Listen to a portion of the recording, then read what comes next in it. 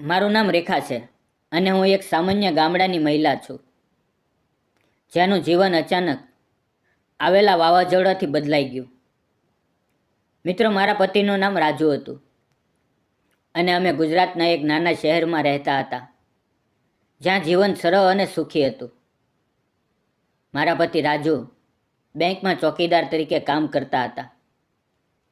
તેનો પગાર થોડોક હતો, પરંતુ અમારો સંસાર સુખી હતો.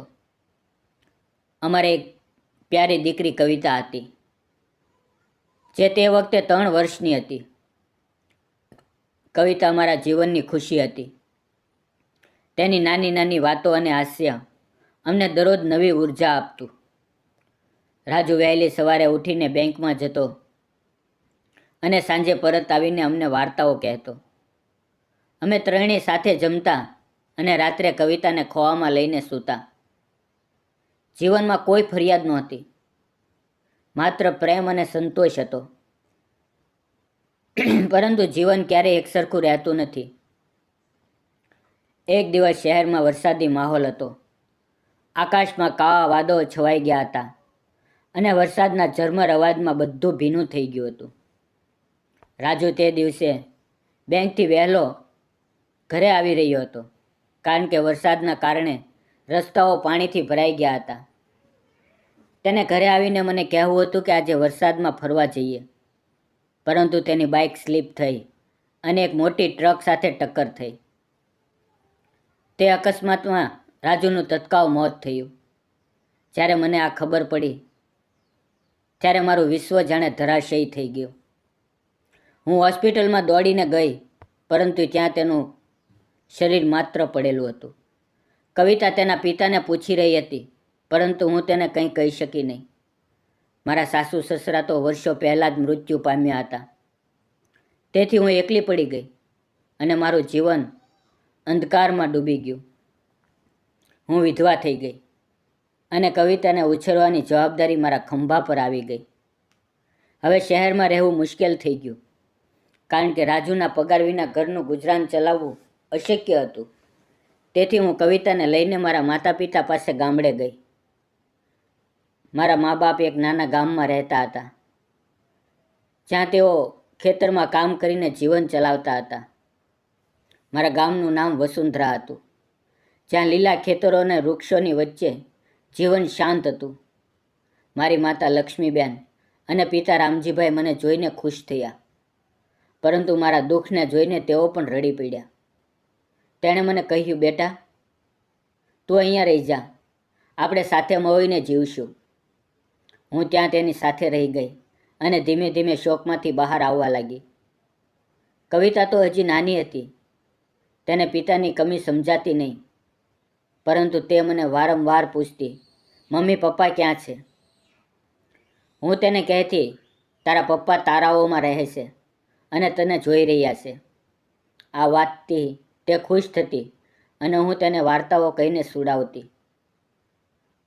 હવે મારા મા બાપ પણ વૃદ્ધ થઈ ગયા હતા અને ખેતરમાં કામ કરવું તેના માટે પણ મુશ્કેલ હતું.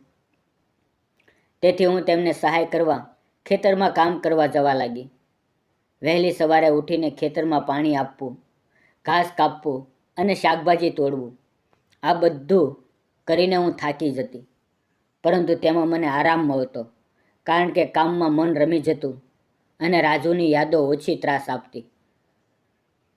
ગામના લોકો મને વિધવા તરીકે જોતા અને કેટલાક તો મને અશુભ માનતા, પરંતુ મારા મા બાપના કારણે કોઈ વધુ કંઈ કહેતું નહીં. પરંતુ ગામ નાનું હોવાથી રોજ રોજ કામ મળતું નહીં. તેથી હું ગામમાં કામ શોધવા લાગી અને એક દિવસ સરપંચની વાડીમાં રીંગણા તોડવા માટે કામ મળ્યું. ગામના સરપંચનું નામ વિનોદ હતું. તેઓ ગામના આદરણીય વ્યક્તિ હતા, જેમની વાડીમાં અનેક પ્રકારના શાકભાજી અને ફળો થતા હતા. તેની ઉંમર લગભગ 35 વર્ષની હતી અને તે પણ એકલા રહેતા હતા, કારણ કે તેમની પત્ની કોરોનાના મહામારીમાં મૃત્યુ પામી હતી. તેમને કોઈ સંતાન નહોતું, તેથી તેઓ વાડીમાં જ મોટો ભાગ સમય વિતાવતા. હું તે દિવસે વહેલી સવારે વાડીમાં ગઈ અને રીંગણા તોડવા લાગી. વાડીમાં લીલા છોડ અને તાજા શાકની સુગંધ હતી. તે મને તાજગી આપી રહી હતી. અચાનક વિનોદભાઈ ત્યાં આવ્યા અને મને જોઈને કહ્યું, તમે નવા છો, તમારું નામ શું છે? હું ડરી ગઈ અને કહ્યું, જી મારું નામ રેખા છે અને હું રામજીભાઈની દીકરી છું. તેઓ હસ્યા અને કહ્યું, અરે તમે તો વિધવા છો ને, જે શહેરથી આવી છે?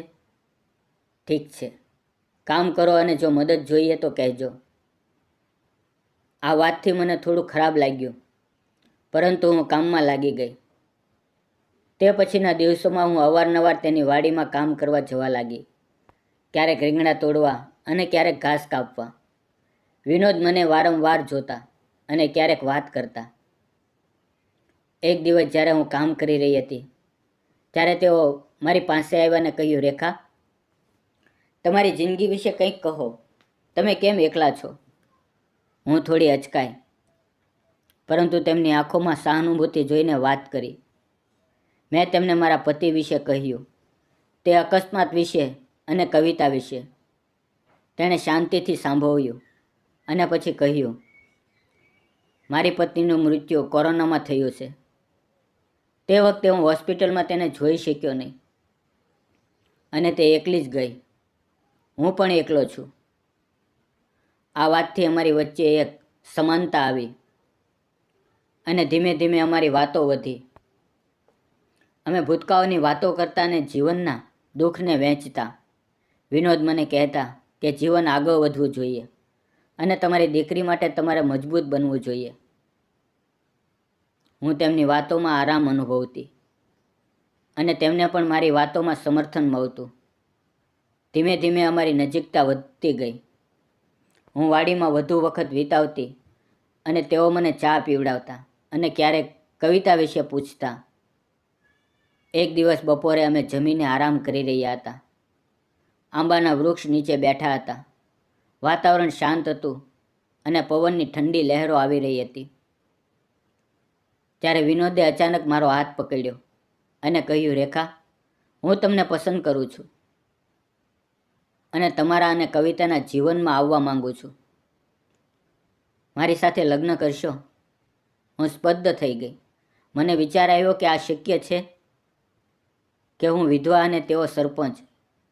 પરંતુ તેમની આંખોમાં પ્રેમ જોઈને હું પીગળી ગઈ અને હા પાડી. અમે મંદિરમાં સરળ રીતે લગ્ન કર્યા અને નવું જીવન શરૂ કર્યું. ગામના લોકોને થોડો વિરોધ હતો, પરંતુ વિનોદે તેમને સમજાવ્યા કે વિધવા લગ્ન કરી શકે છે અને આ વાર્તા સમાજને કહે છે કે વિધવાઓને ત્યજવાને બદલે તેમને નવું જીવન આપવું જોઈએ અને પ્રેમ સમાજના બંધનોને તોડી શકે છે. મિત્રો, વિડીયો સારો લાગ્યો હોય, વાર્તા ગમી હોય તો પ્લીઝ એક લાઇક અને જતાં પહેલાં એક કોમેન્ટ અને સબસ્ક્રાઈબ જરૂર કરજો. ફરી મળશું નવી વાર્તા સાથે. ત્યાં સુધી આવજો. વિડીયો પૂરો જોવા બદલ આપ સૌ મિત્રોનો દિલથી ધન્યવાદ મિત્રો.